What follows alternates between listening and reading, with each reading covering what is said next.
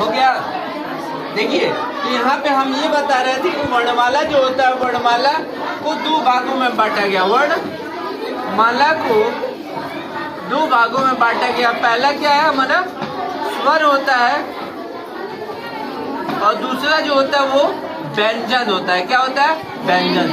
तो हमने इसके बारे में बता दिया। तो यहाँ पे स्वर और व्यंजन, तो स्वर को यहाँ पे ले लिया, हम स्वर के बारे में हम बता रहे थे।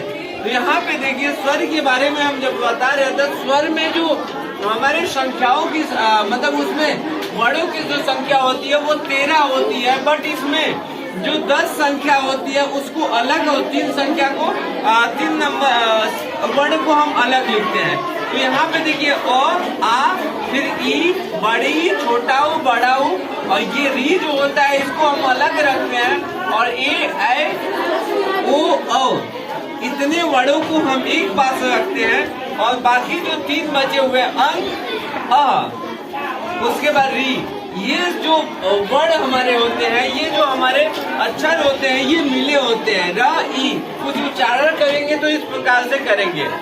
यहाँ पे स्वरों को 3 भागों में बांटा गया है। कितने भागों में बांटा गया बेटा? 3 भागों में बांटा गया। ह्रस्व स्वर और दीर्घ स्वर, और उसके बाद प्लुत स्वर। ह्रस्व स्वर क्या होता है? जिसको बोलते समय कम समय लगता है, यानी एक मात्रा का समय लगता है, उसे हम क्या कहते हैं? ह्रस्व स्वर कहते हैं। एग्जाम्पल के तौर पे हम लेंगे अ को लेंगे, फिर ई को लेंगे, फिर उ को लेंगे। ये जो होते हैं इससे हम क्या कहते हैं? ह्रस्व स्वर कहते हैं। क्या कहते हैं? ह्रस्व स्वर। इन तीनों स्वरों को हम ह्रस्व स्वर कहते हैं, क्योंकि इसको बोलते समय हमारा एक ही मात्रा का समय लगता है। बाकी जो दीर्घ स्वर जो होता है इसके दुगुना समय लेता है, यानी कि जब 2 मात्राओं का समय लगता है तो हम क्या कहते हैं? उसे दीर्घ स्वर कहते हैं। क्या कहते हैं? दीर्घ मतलब होता है एक दूसरे से मिला हुआ है। तो कुछ ऐसे वर्ण होते हैं कि जो एक दूसरे वर्णों से क्या होते हैं? मिले हुए होते हैं, तो उसे हम क्या कहते हैं? दीर्घ स्वर कहते हैं। जैसे एग्जाम्पल के तौर पे हम लेंगे आ को लेंगे, आ होता है, फिर बड़ी होती है, फिर यहाँ पे बड़ा ऊ हो गया, फिर बड़ा ऊ, उसके बाद देखेंगे